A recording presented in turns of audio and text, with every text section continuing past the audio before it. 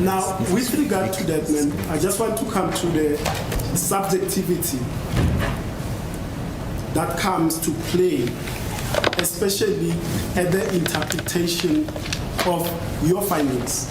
Everything thus far has been under the microscope, but now saying that I am looking at the exhibit bullet compared to any of the test fires, and with my mind and my eye in the mind, I must look first at the marks that were produced by a tool known to have produced that, compared to marks that were produced by tools known to have been produced by that tool, and say, with that in mind, with that background of mind and my experience, this is either an elimination, inclusion, or inconclusive, correct? That's correct, ma'am.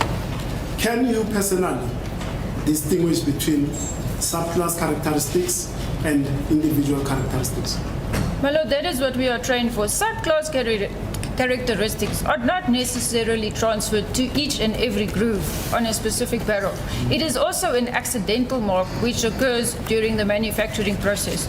So it could be limited to one groove only. Therefore, I don't identify only on one specific groove. I ensure that there is a follow-up and other markings on other grooves and on other portions of the bullet for me to be able to distinguish between individual and subclass characteristics. But in order for you to eliminate subclass characteristics, you need to know the batch that was produced that have got those subclass characteristics, correct? I don't understand the question. What do you mean by batch? You said subclass characteristics are limited to a shared along batches, didn't understand you, of certain firearms during manufacture. That's correct, madam. Now I'm saying to you, in order for you as an examiner sitting with a ocular microscope comparing the exhibit and the test fire, you must then remove or take from your mind the subclass characteristics so that what you are left with are truly individual characteristics and class characteristics for you to arrive at any finding. That's correct, my lord. And if you cannot answer this, you may say you can't answer it. You are approached on the 22nd of July 2020 by Colonel Mangena for an opinion, right? That's correct, my lord. What was your rank at the time? I was a captain, my lord. There goes Rams beating Mshololo to the questions about her experience. There was a comment in part 1 video that said she is just there to try and break rank. Because, hello, you were a captain in 2020. We are now in September 2020. I almost said October. I have no idea why.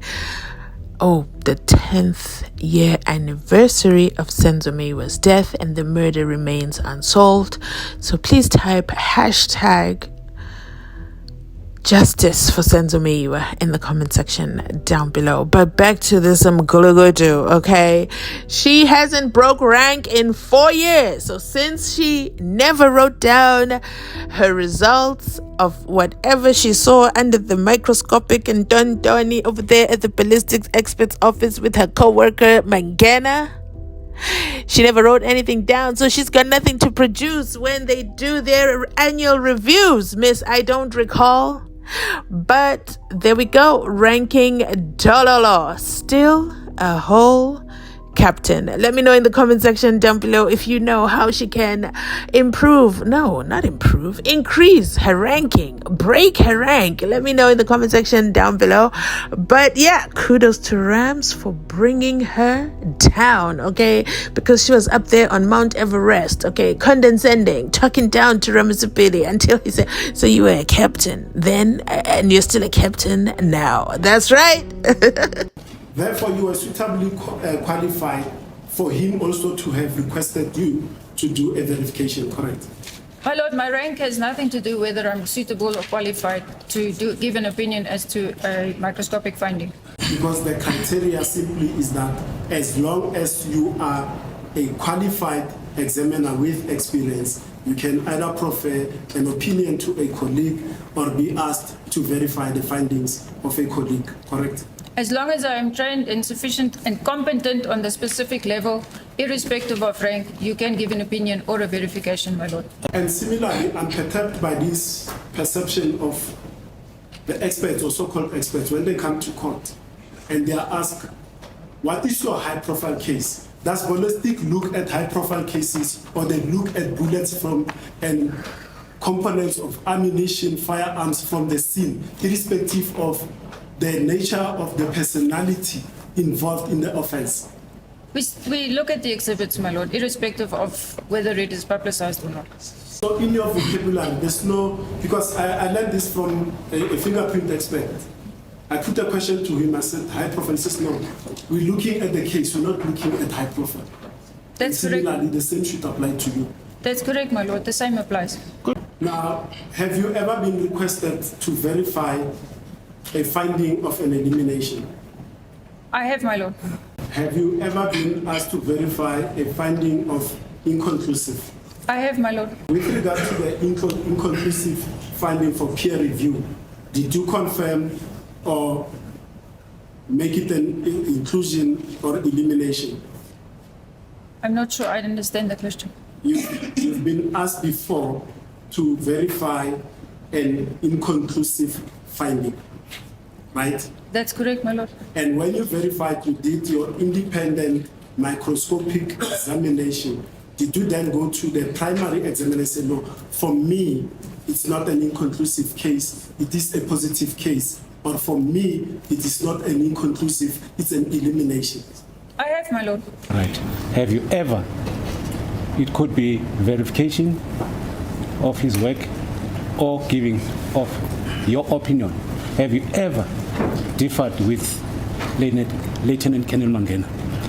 Especially when you're giving opinion, have you ever, before this 22nd of July 2020 or after the 22nd of July 2020? I can't recall whether I've agreed with him or disagreed with him specifically, but the possibility does exist. I had to, okay? I had to. This was not yesterday. This was not last week. This was today. Do you see what happens when you lie?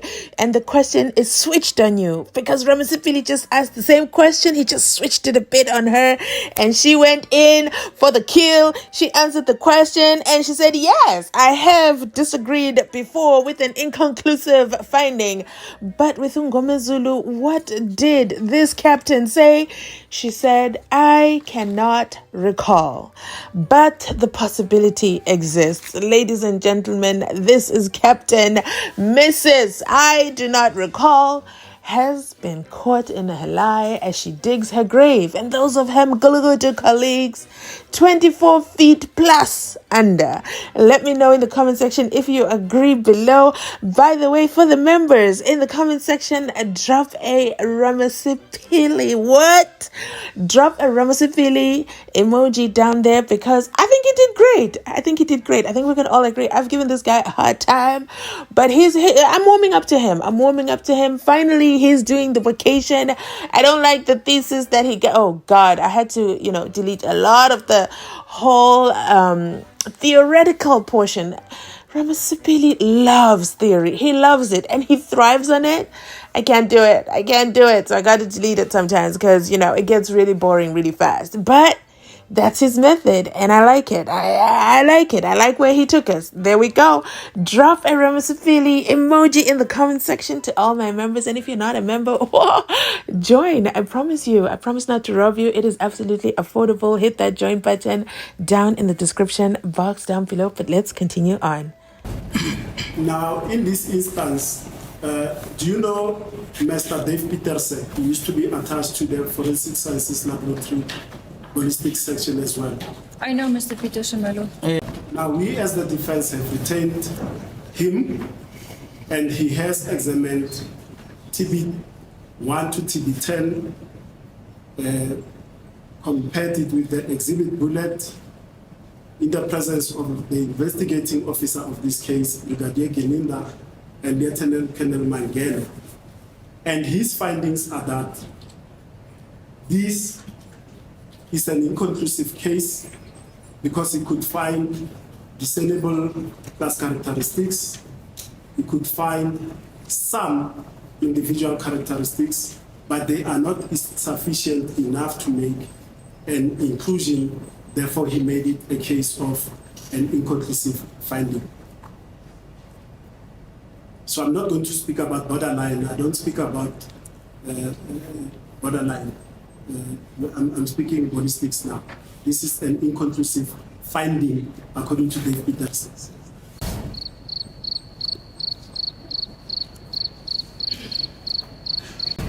I thought you would respond. I'm not sure what the question. Do you want to comment on that? Mr. Peters is entitled. Because we do cases on a daily basis. Mr. Peters has left the laboratory, to my extent, on 2015. I don't know how many cases he's been doing. His opinion would be based on his own experience and training, my lord. Uvo lwakhe ke lumayelana-ke nesipiliyoni anaso-ke futhi-ke ne-training ayithola. Mr. Peterson also has done over 6,000 cases, but on what he does on a daily basis, he'll come and tell this court. But when it comes to borderline, let me address this issue of borderline. In our consultation with him, he says the reason why Colonel Mangena approaches, and I'm sorry to not name you by ranks, it means no disrespect to all of you. The reason why I approached Felyun, I mean, that's what he says, Mr. Dave Peters. The reason why Colonel Mangena approaches these individuals, Ntini, Fesser, and Felyun, is because he was having difficulty. This was a borderline case of identification, which could have been made inconclusive. And I told Colonel Mangena during our testing in his Midrand laboratory that this is a borderline inconclusive case, therefore it should have been made inconclusive. That's why the word borderline comes in. My lord, I would suspect that that statement is based on Mr. Peters' assumption and opinion. Sorry. My lord, I'm almost done. May I be given just a moment to go through my notes to see if I haven't left anything. Sorry, just for my understanding. How long did you work with Mr. Peterson? From 2000, my lord, until 2015. And then you say he left He left the the laboratory. employ of the South African Ballistics. That is correct, my lord. To do what? Do you know? If you don't know. As far as I understand, he's a private expert. He Private? started his own company. Okay. Ngokwazi kwami-ke waqala inkampani yakhe-ke ungoti oyimele. And what exactly it is, I cannot recall. Ukuthi kuyini-ke angikhumbuli. My lord, that's all I have for the witness. Thank you, Amir. Why do you quantify the type of work he does? You say you guys work daily with these ballistics. That is correct, my lord. Daily. Daily, that is our core function, my lord, is examination of firearms and tool marks For the whole of South Africa. for all the examiners in South Africa. Whether you receive a firearm or exhibits on a basis, whether you receive tool marks will be determined by the operational commander. Yeah, ma'am, before just I finish, that's like I said to you, what Mr. Peterson does on a daily basis, he'll come to this court because it will be wrong for me to put a proposition that he also works daily with firearms when he hasn't given me that instruction. So he'll speak for himself. Thank you. And what was his rank when he left? Lieutenant Colonel, my lord. Waye-Lieutenant Colonel naye-ke uma esebeka phansi-ke khona lapha elab yena uDavid. Yes. Further examination, Mr. Nisi. Excuse me, I realize that we only 10 minutes towards the lunch adjournment. So, President, I'll start with my cross-examination. What time should we start? 2 months. Normally, starting time of the lunch is at 2 o'clock.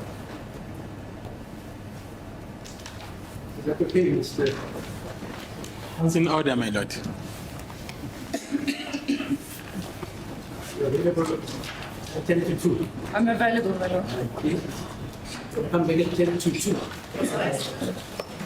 You already know I'm gonna say it. She absolutely shocked me when she was going after Dave, Umlungu Wethu's qualification, and how dare she? Okay, on what authority is she speaking on his qualification? Only to end up telling us before he left he was what? He ranked as a lieutenant colonel. Hello, Captain Grobler. What in the Mzansi Unfiltered was that about?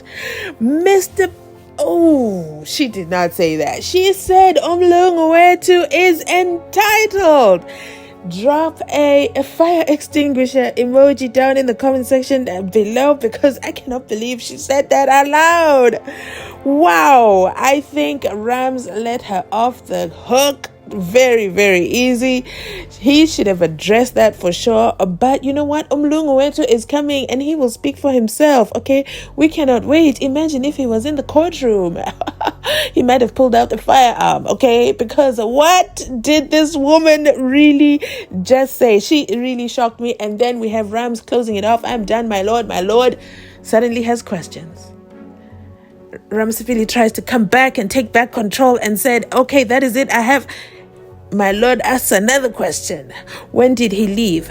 All that was left for him to say was, why did he leave? Because there lies the $1 million question. Unless she says he was fired, his qualification remained intact. And guess what? They start from the South African Ballistics Services in Dun over there in Silverton. So they cannot throw him under the bus. You know what, Mzansi? That is it from me today.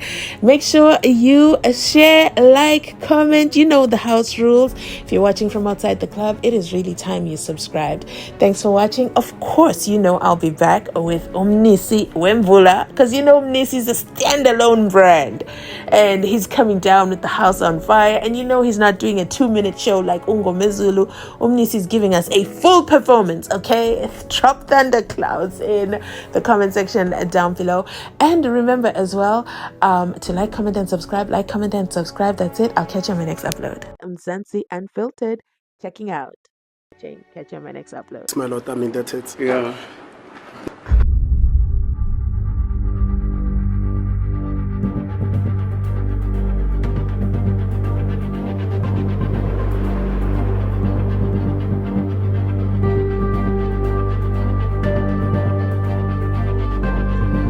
As the court pleases, my lord, I'm indebted. Yeah. If the grooves don't fit, acquit the 5 accused. Mzansi has done a fantastic job proving there was no match.